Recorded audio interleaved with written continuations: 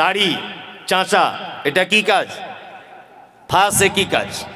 ওই যে মৌলী সাহেব কুটকুট করে চুলকায়, চুলকায় মৌলী সাহেব। আবার অনেকজন বলছে আমার বউ কেমন করে, আমার বউ বলে দিয়েছে, রাখতে মানা করে দিয়েছে। তোমার বউ কি একেবারে দিব্যা ভারতী? তোমার বহুকে চেনে কজন? এই গোলাম হোসেন চেনে কজন? ওই যে দক্ষিণ আফ্রিকার না কোথাকার একটা ক্রিকেট প্লেয়ার আছে, এত বড় বড় দাড়ি, না কোথায় বাড়ি ওর, কি নাম ওর? হাসিম আমলা, এত বড় বড় দাড়ি, প্লেনে বসে আছে, ওর বউ বোরকা পরে ওর সাইডে বসে আছে, আর ও কোরআন মাজিদ তেলাওয়াত করতে করতে নাকি হাতে নিয়ে পড়তে পড়তে যাচ্ছে। ইন্টারন্যাশনালি ক্রিকেট খেলছে একজন দামি লোক, এত বড় বড় দাড়ি, তার বইয়ের লজ্জা লাগে না? হ্যাঁ, আর এ বলছে অফিস আদালতে কাজ করিতে মৌলী সাহেব, ব্যস্তর কারণে ওই জন্য দাড়ি রাখতে পাচ্ছি না, একটু দোয়া করবেন, আগামীতে রাখবো। তোমার দাড়ির জন্য আমার দোয়া করার দায় এসে যায়? তোমার দাড়ি বাড়ার জন্য আমি দোয়া করব? বদমাইশির জায়গা পাও না। হাসি মামলাকে সারা পৃথিবীর লোক দেখছে, তার লজ্জা লাগে না? তার অফিস আদালতে যেতে হয় না? তাকে প্লেনে করে এদেশ থেকে ওদেশ ছুটতে হয় না? ইন্টারন্যাশনাল ক্রিকেট প্লেয়ার হিসাবে মাঠে নামতে লজ্জা লাগে না? আর তোমাকে পুলিমদার লোক চেনে, সারগাছির লোক চেনে, গোটা মুর্শিদাবাদের লোক তোমাকে চেনে? কেউ চেনে না। তোমার লজ্জা কিসের? লজ্জা লাগছে, আশ্চর্য ব্যাপার। এটা ফাঁসাকে, কারণ এটা একটা বড় পাপ।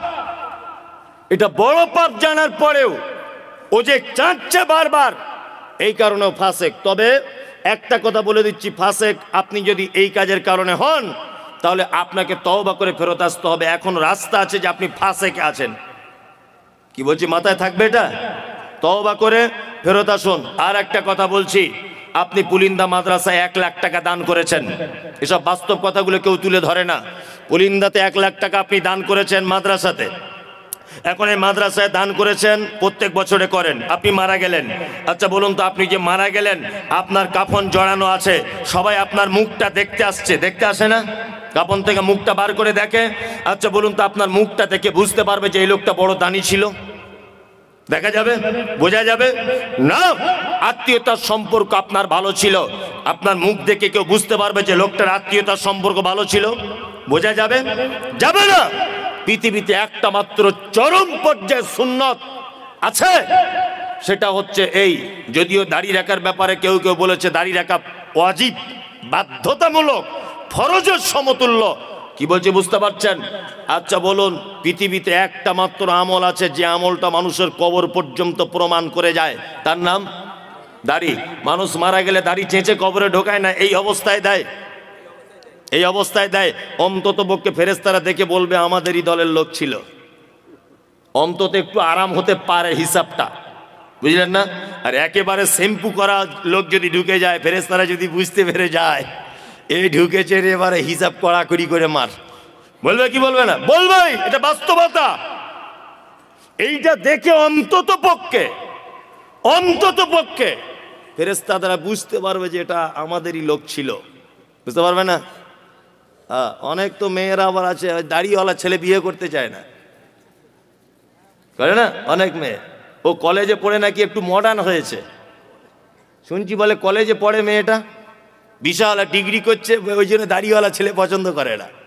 অথচ যখন বিয়েতে বসে, ওর বরকে বলে দেয় ভালো পাঞ্জাবি আর ভালো টুপি পরবে, কিন্তু বিয়ে করার সময় দেখছি আব্দুল কাদের জেলানির মতো পাগড়ি আর পাঞ্জাবি পরে যাচ্ছে। কেন আন্ডার প্যান্ট পরে আসতে বলতে পারতে?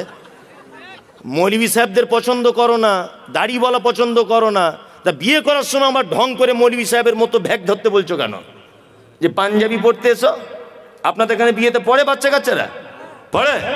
আবার বিয়ে করতে এসে এইরকম করে আছে, মুখে রুমাল দিয়ে, মানে এত লজ্জার বেটাও আর কি। 3 লাখ টাকা পণ নিয়েছে হারাম কর, তখন লজ্জা লাগেনি।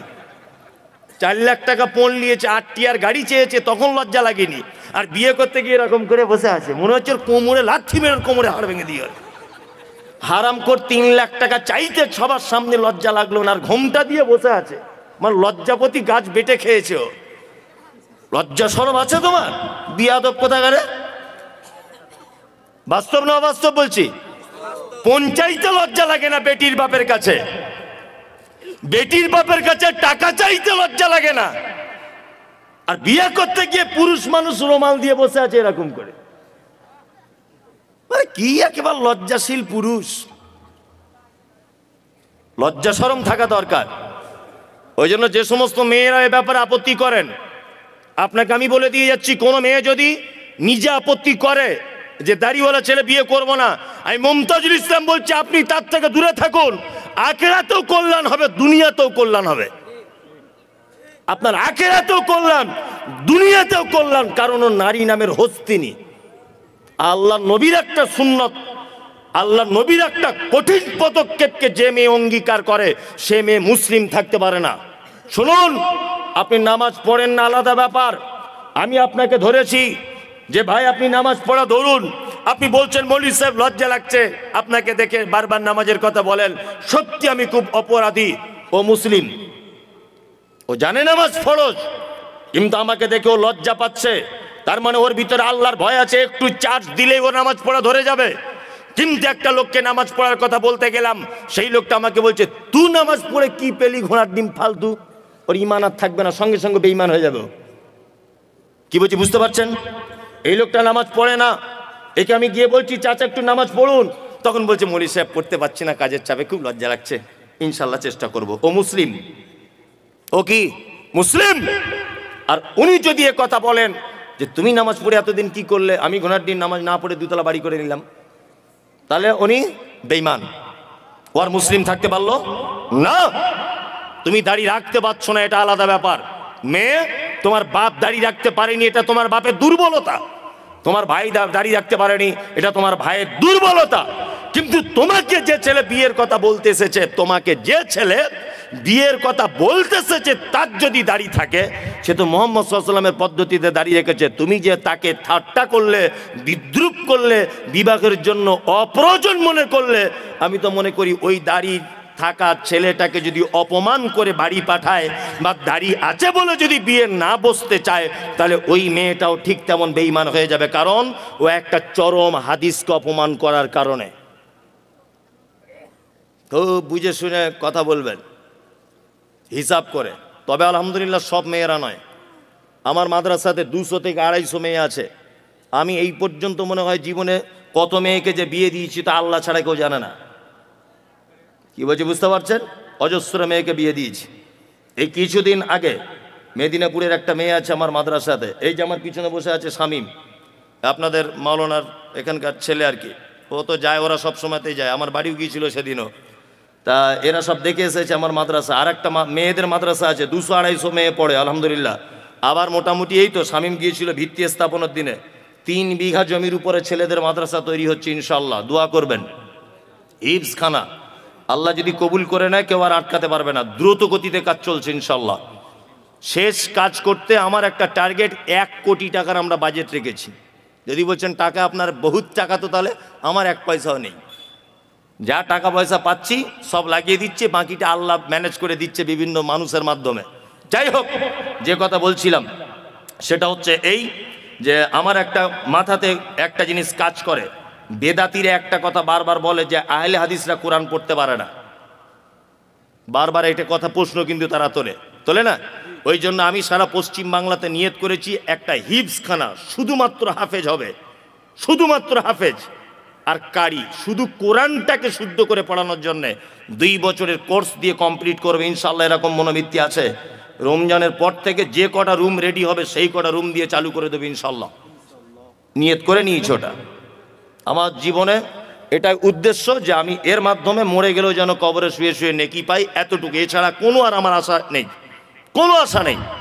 আপনাদের সারেগাছি আমার আজও মনে আছে যে আমাদের মহিলা মাদ্রাসার জন্য একজন মেয়ে, আমি তার নামটাম জানি না, হঠাৎ করে একদিন ফোন করে বলছে আমি 10,000 টাকা দিব, আপনি সারেগাছি মোড়ে দাঁড়ান, পুলিন্দা গ্রামেই বাড়ি তার, জলসা করতে যাচ্ছি। 10,000 টাকা দিয়েছে, যে সোশ্যাল মিডিয়া দেখেছি আপনার মাদ্রাসায় টাকাটা দিবেন, 10,000 না 5,000। যে কথা বলছিলাম, মেদিনীপুরের একটা মেয়ে, কিছুদিন আগে তাকে একটা বিয়ের জন্য একটা ছেলে, আমি বলছি তোমার মা বলছে বিয়ের জন্য, তা তুমি বিয়ে শাদী করবে? তা মেয়েটা আমাকে একটা কথা বলছে, মৌলভী সাহেব পর্দার আড়াল থেকে বলছে আমি বিয়ে করতে পারি, তবে আমার কিছু শর্ত আছে। মেয়েটা দেখতে যেমন ভালো তা নয়। বলছি কী শর্ত? বলছি 1 নম্বর ছেলেটার দাড়ি থাকতে হবে, 2 নম্বর 5 ওয়াক্ত নামাজি হতে হবে, 3 নম্বরে হালাল পদ্ধতির ইনকাম করতে হবে, তাহলে আমি তাকে বিয়ে করব, তাছাড়া করব না। তার মানে বুঝতে পারলাম এখন ইমানদারিনী নারী আছে পৃথিবীতে, আছে না? আছে, আছে। আজ থেকে 1 সপ্তাহ আগের কথা, ইন সার্চ অফ ট্রু ইসলাম, ফেসবুকে একটা পেজ আছে, ইন সার্চ অফ ট্রু ইসলাম, মিলন বলে নাম, মুর্শিদাবাদে বাড়ি। ছেলেটাকে জিজ্ঞাসা করবেন তার প্রমাণ। আজ থেকে 2 মাস আগে একটা মেয়ে ইসলাম গ্রহণ করেছে, ইসলাম গ্রহণ। মেয়েটা আমাকে ফোন করেছে, করে বলছে যে হুজুর, আমি আপনাদের বক্তব্য শুনে অনুপ্রাণিত হয়ে ইসলাম গ্রহণ করলাম, গোপনে, বাড়িতে কেউ জানে না।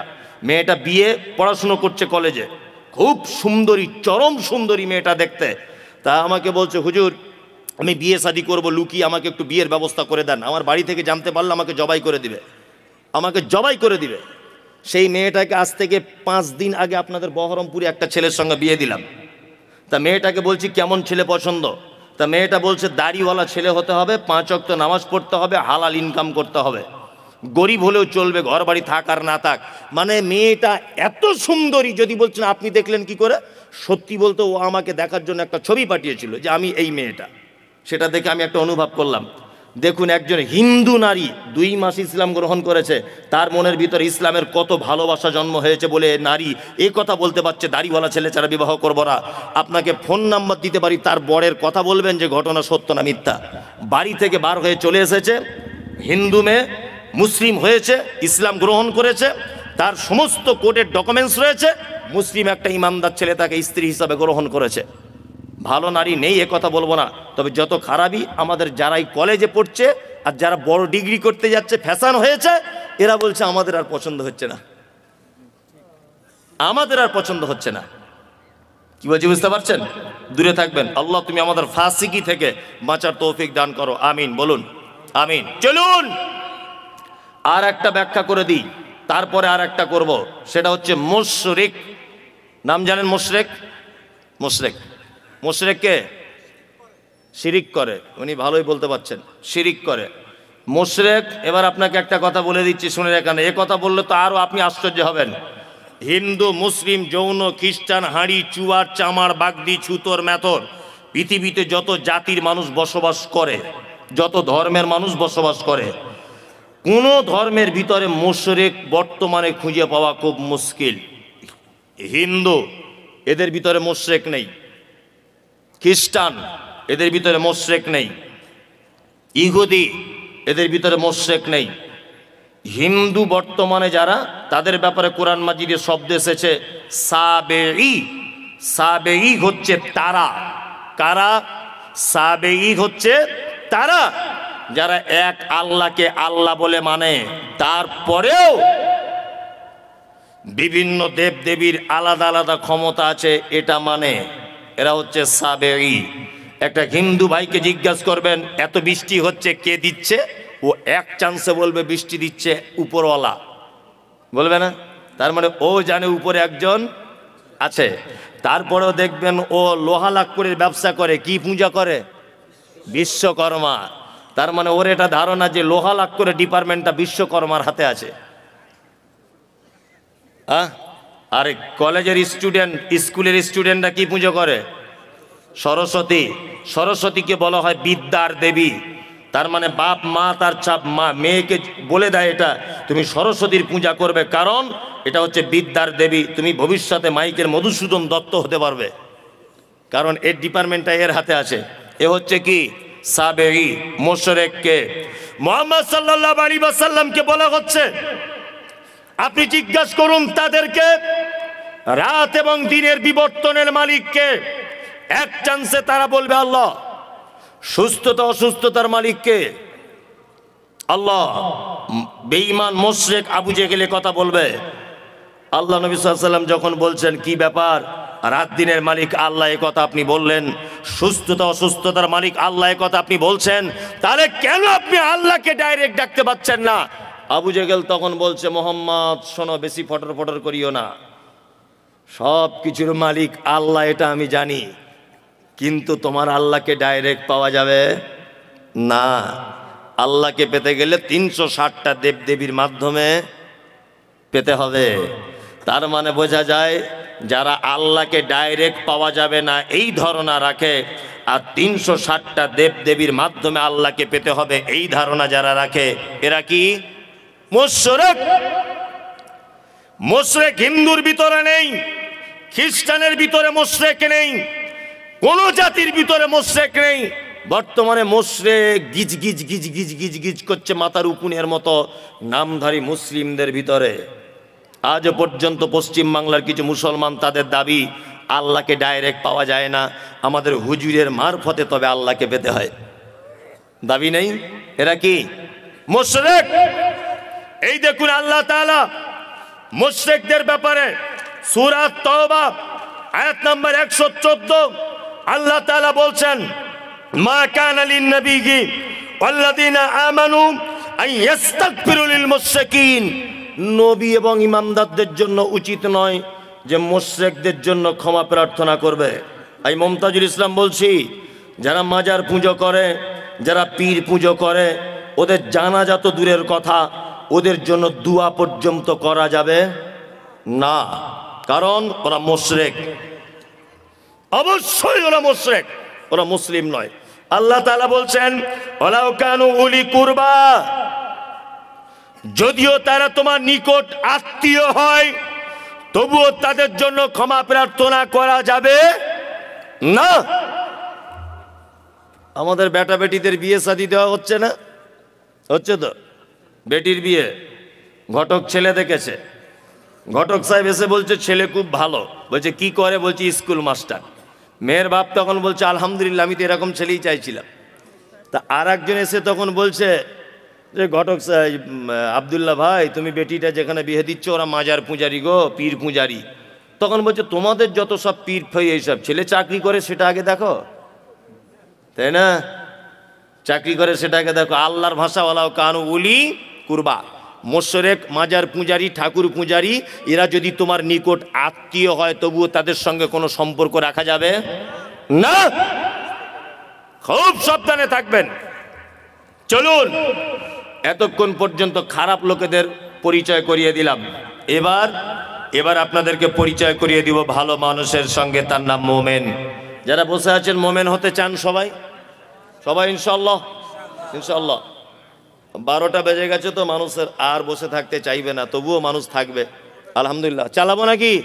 হ্যাঁ চালাই, চলুন, কোনো সমস্যা নেই। আমার টাইম দেয় 1টা পর্যন্ত, এরপরেও আর একটা বক্তা। যারা উঠবেন হিসাব করে উঠবেন। চলুন এবার মোমেনের পরিচয় দিই। মোমেনকে, হ্যাঁ ঠিক বলে দিয়েছে, আমি তখনই করব।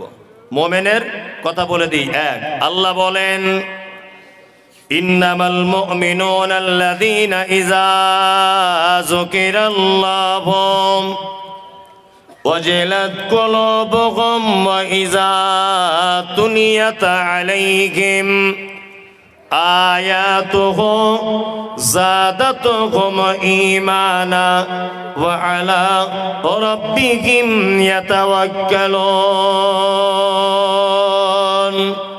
আল্লাহ মুমিনের পরিচয় দিচ্ছেন।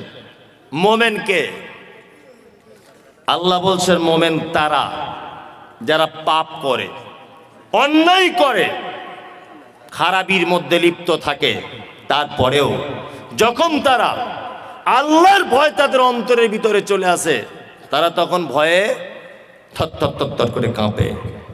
2, আল্লাহ বলে মোমেনের দ্বিতীয় গুণ, আয়াতুহুম যাদাতুহুম ঈমানা ওয়া আলা রাব্বিহিম ইয়াতাওয়াক্কালুন। দ্বিতীয় নম্বরের মোমেন হলো তারা, আল্লাহ বলে যাদের সামনে কোরআনের আয়াত তেলাওয়াত করা হলো, তাদের ঈমান, কোরআনের আয়াত শুনলে যেন ঈমান বেড়ে যাবে। আয়াত শুনলে ঈমান কি হবে? বেড়ে যাবে। এটা মোমেনের ক নম্বর গুণ? দ্বিতীয় গুণ। এখানে একটা মজাদার কথা বলে রাখছি, আপনার চোখে পানি চলে আসবে শুনলে। আচ্ছা, এখানে হাজি সাহেব কেউ আছেন? কে হাজি সাহেব? কেউ নেই। তাহলে এমনি সৌদি আরবে গেছেন, মক্কা টক্কায় ঘুরতে, এরকম কোনো লোক আছে? অনেকজন, হয়তো আলহামদুলিল্লাহ অনেকজন আছেন, আলহামদুলিল্লাহ অনেকজন আছেন, মক্কায় ঘুরতে গেছেন। আমি এই 2.5 মাস 3 মাস আগে গিয়েছিলাম, আলহামদুলিল্লাহ। তা আমি গিয়েছিলাম, তো আমার সঙ্গে প্রায় 40 জন মতো মানুষ গিয়েছিল। উত্তর দিনাজপুরের একজন চাচা গিয়েছিলেন, নিরক্ষর লোক, লেখাপড়া টেখাপড়া জানে না, কিছু বাংলাও জানে না, আরবি উর্দু হিন্দি কিচ্ছু বুঝে না, চাষি লোক। আমি যখন কাবাতে যখন তওয়াফ করছিলাম, চাচা আমার জামার কলারটা এইভাবে টেনে ধরে রাখছিল। তাই বারবার বলছি, চাচা তুমি আমার জামার কলার কেন ধরছো? হ্যাঁ, বলছি এত লোক যদি হারিয়ে যায়, আমার 3 বিঘা জমি ধান চাষ করা আছে, কি হবে তাহলে? শুধু এই টেনশন। আমি বলছি তুমি মরিবে কি বাঁচবে এটা দেখো, ও 3 বিঘা জমি ধান লাগানো আছে, ওই টেনশন ওর মক্কাতে ঘুম হয় না। কি বললাম বুঝলেন?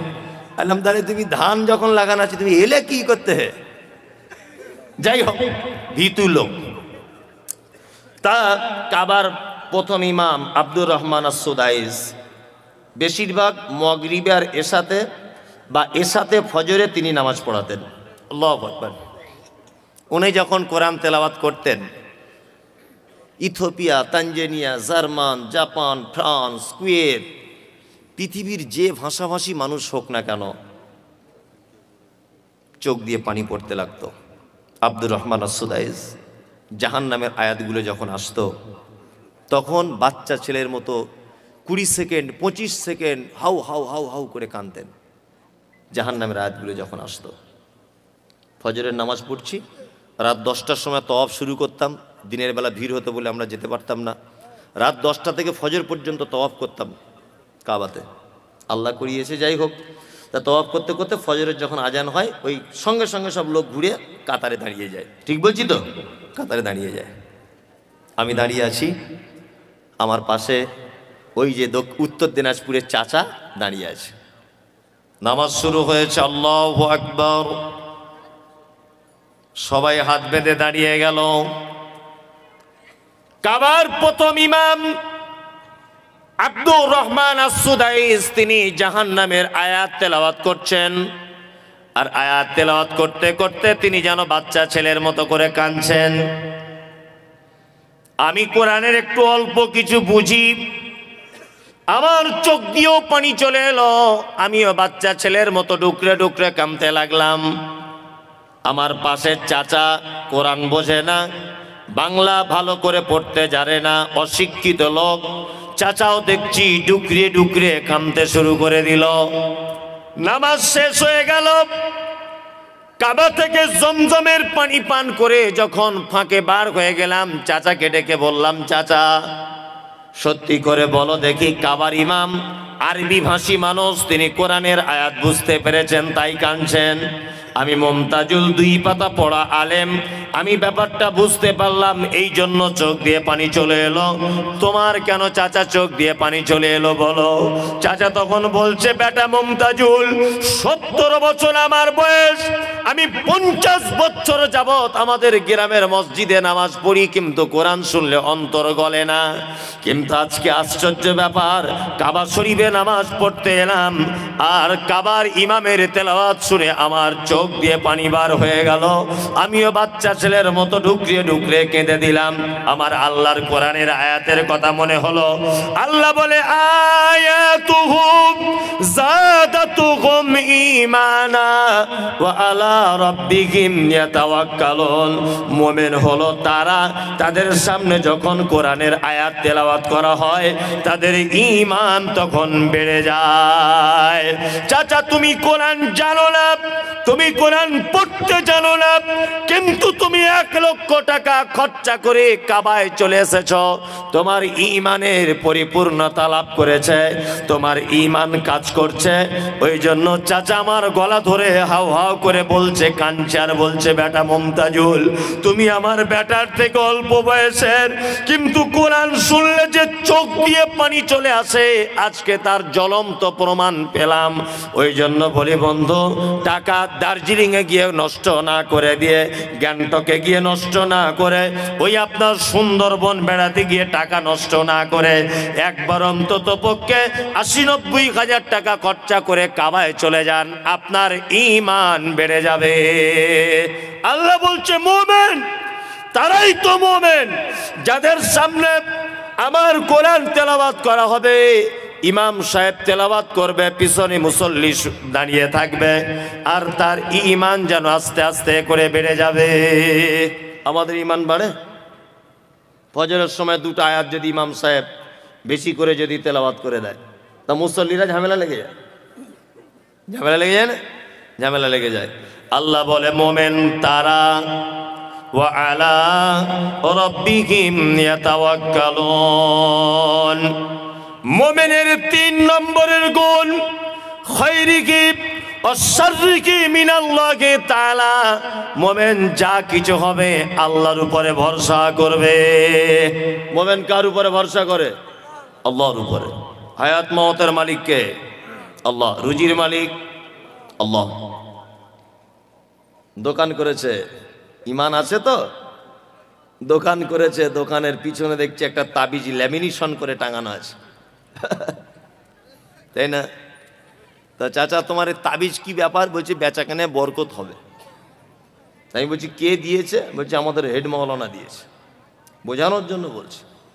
তাই হেড মাওলানা যদি এত বরকতের তাবিজ দেওয়া শিখে গেছে, তা তাবিজটা নিজের কাছেই রাখতে পারে।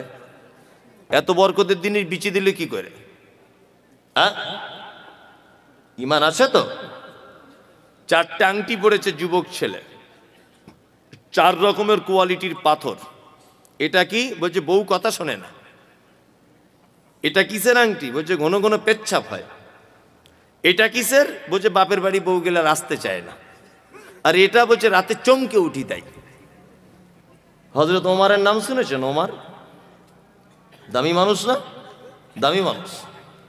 পৃথিবীতে অনেক জিনিস আছে যেগুলো ডাইরেক্ট জান্নাত থেকে এসেছে, তার ভিতরে একটা হাজির আসওয়াদ, তাই না? যখন পৃথিবীতে আছে, এটা মুসলিম শরীফের হাদিস, তখন সাদা দুধের মতো ছিল পাথরটা। আল্লাহ নবী সাল্লাল্লাহু আলাইহি ওয়াসাল্লাম বলছেন আদম সন্তান তার পাপের বোঝা নিয়ে তাকে চুম্বন করতে করতে একদম কালো করে দিয়েছে। আমি নিজে আলহামদুলিল্লাহ 2 বার চুম্বন করে এসেছি, আল্লাহ করিয়েছে। খুব রিক্স চুম্বন করা, ওখানে মারাও যেতে পারে কোনো মানুষ, এত রিক্স। মানে আপনি হাঁড়ির মুখের মতো, তখন যখন মুখ ঢোকাবেন পিছন দিক দিয়ে 1,500 মানুষ আপনাকে চাপছে। এই 1,500 মানুষ বা 500 মানুষ 1,000 মানুষকে সামলে তবে চুমুটা খেতে হবে। ওই জন্য আমি বলি আমাদের বাঙালিদের একটা বদ অভ্যাস, বুড়ো না হলে হজে যায় না। হজে বুড়ো বয়সে গেলে 10 পয়সাও দাম নাই, এমনি টাকা খরচাই হবে, ও কিছুই করতে পারে না। ও না তওয়াফ করতে পারবে, চুমু খাওয়া তো দূরের কথা, না পাথর মারতে পারবে, ফ্যাল ফ্যাল করে তাকিয়ে থাকতে হবে। 5 লাখ টাকা জলে চলে গেল। যেতেই যদি হয় 35, 37, 38 বছরে যান, যেন দুজনকে যেন রুখে দেওয়া যায়। দক্ষিণ আফ্রিকার মেয়ে ছেলেগুলো তাদের যা বডি আর যা ধাক্কা মারছে, তারা আমার মতো 4টে পুরুষকে ফুটবলের মতো ছুঁড়ে ফেলে দিবে, এত ক্ষমতা তাদের গায়ে। আর এই লম্বা লম্বা মেয়েগুলো সব সুদানিরা, কালো কুচকুচ কুচকুচ করছে সুদানিরা, এই লম্বা লম্বা। তাদের চেহারা কি আমাদের বাঙালি 2-4 জন পুরুষ মানুষকে মেরে ফেলবে ঘুষি মেরে, এত ক্ষমতা তাদের গায়ে। আর এ বুড়ো বয়সে লাঠি নিয়ে হজ করতে যাচ্ছে, তুমি চান্স পাবে? এক গুঁতো মেরে তোমাকে ফেলে দিবে 4 হাত দূরে। ওই জন্য হজে যদি যেতে চান একটু ইয়ং বয়সে যাবেন। কি বললাম বুঝলেন? হাজির আসওয়াদ হযরত ওমর ফারুক রাদিয়াল্লাহু তাআলা আনহু মক্কায় চারিদিকে তাওয়াফ করছেন। হাজির আসওয়াদ যেখানে আছে ওই জায়গাটা হাজির আসওয়াদের দিকে আঙুল বাড়িয়ে দিয়ে বলছেন, হাজির আসওয়াদ তুমি একটা পাথর, তুমি মানুষের কোনো উপকার করতে পারো না। আমি কোশ্চেন কালেও তোমাকে চুম্বন করতাম না, শুধু তোমাকে চুম্বন করব বা করছি এই কারণে মুহাম্মদ সাল্লাল্লাহু আলাইহি ওয়াসাল্লাম চুম্বন করেছিলেন। তাই হাজির আসওয়াদ জান্নাতের পাথর, মানুষের কোনো উপকার ক্ষতি করতে পারে না। আর এ 4 রকমের আংটি পরে আছে, আংটি পরে বলছে 4 রকমের কাজ হবে। কি বললাম বুঝতে পারছেন? 4 রকমের। কলকাতা একটা অ্যাড্রেস দিচ্ছি, ওখানে চলে যাবেন। নাখোদা মসজিদ নাম শুনেছেন? চিতপুরে নাখোদা মসজিদের মেন গেটে ঢোকার সময় দেখবেন ওই পাথর বিক্রি হয়, বস্তাতে রাখা আছে, আর কুকুরে পেচ্ছাপ করছে। 40 টাকা 50 টাকা কেজি, 40-50 টাকা কেজি দরে পাথর কিনে আনছে, এনে বহরমপুরে ওই বাটিতে বাটিতে সাজিয়ে আম গাছের শিকড়, কলা গাছের শিকড়, জাম গাছের শিকড় পাশাপাশি রেখে ভাঙা মাইক নিয়ে বিক্রি করছে। আর বলছে আফ্রিকা কঙ্কো জঙ্গল সে লেকে আয়ে হ্যায় জড়ি বুড়ি। তোমার বইয়ের ছেলে হয় না, পাথর নিয়ে যাও ছেলে হবে। MBBS ডাক্তার ওর বইয়ের ছেলে করতে পারলো না, আর কুকুরে পেচ্ছাপ করে পাথর ওর বইয়ের ছেলে করে দিবে। তারা 2024 সালে এত বোকা লোক বাস করে? হ্যাঁ, আর পাথর পড়ে আছে কে না স্কুলে হেডমাস্টার। মনে মনে ভাবি যে আল্লাহ গরুর পেটে কেন সব গোবর দিলে, হেডমাস্টারের মাথাতেও কিছু দিতে পারতে হালকা। ওর মাথায় মগজ আছে? বিচারপতি বিচার করে কোর্ট থেকে বার হয়ে জড়িবুটি কিনেছে ওর বইয়ের ছেলে হবে বলে। কত বড় গাধাও! ওর কপালে কিছু জোটেনি বলে ভাঙা মাইকের ফোন নিয়ে বসে আছে, ফুটপাতে তাবিজ কবজ বিক্রি করছে, চালাকি চিটিংবাজ। কি বললাম বুঝলেন? কাজী নজরুলের ভাষা কি? কাজী নজরুল বলেছেন, ওরে পীর ফকিরের কথা যদি সত্য হতো তারা কেন ভিক ভেঙে ফুটপাতে খেত? তাদের কথা যদি সব হবে, হাত দেখে যদি সব বলে দিবে, তা ফুটপাতে তারা কেন বসে আছে? আসে না? আল্লাহ। এলেম বাজার মাদ্রাসায় তখন পড়ি, এলেম বাজার নাম শুনেছেন বীরভূমের? তখন এলেম বাজার মাদ্রাসায় পড়ি আমি। মাদ্রাসা পড়াশুনো করছি, তা বাড়ি আসছি, একা একা বাড়ি আসা নতুন শিখেছি। তা বোলপুর থেকে ট্রেন ধরে আমি আসছি শিয়ালদা। তা শিয়ালদা স্টেশনে নেবি প্ল্যাটফর্ম থেকে বার হয়েছি, দেখছি একটা লোক খাঁচার ভিতরে টিয়া পাখি নিয়ে বসে আছে। তা আমার ছোটবেলা থেকে জানকারির ব্যাপারে খুব ইচ্ছা, গিয়ে বলছি, চাচা তোমার টিয়া পাখিতে কি আছে হে? বলছে টিয়া পাখি হাত দেখে বলে দিবে তুমি কার সাথে কি করছো না করছো, সব মনের কথা। বলছি তাহলে হলে হতে পারে। ক টাকা নিবে? বলছে 3 টাকা। আজ থেকে 20-25 বছর আগে বলছি, তখনকার 3 টাকা মানে সাংঘাতিক ব্যাপার। তা আমি তখন সেরেক বেদাত এটা বুঝতাম না, মাদ্রাসার ছাত্র, তখন তো খুব বদমায়েশ। আমি তাহলে একবার আমারটা হাত দেখে বলে দাও তো কি করছে একবার।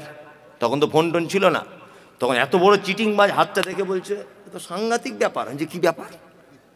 বলছে তুমি যাকে ভালোবাসো সে তো প্রায় চলে আসার টাইম হয়ে গেছে। আমি বলছি শালা ওইটাই তো আমি চাইছি, যাকে ভালোবাসি সে আমার বাড়ি আসুক, আর মাদ্রাসায় পড়বো না, বেশ মজা করে থাকবো দুজনে মিলে, মনে মনে ভাবছি আর কি। তাই বলছি তাহলে বাবা কি করা যাবে? কি করা যাবে?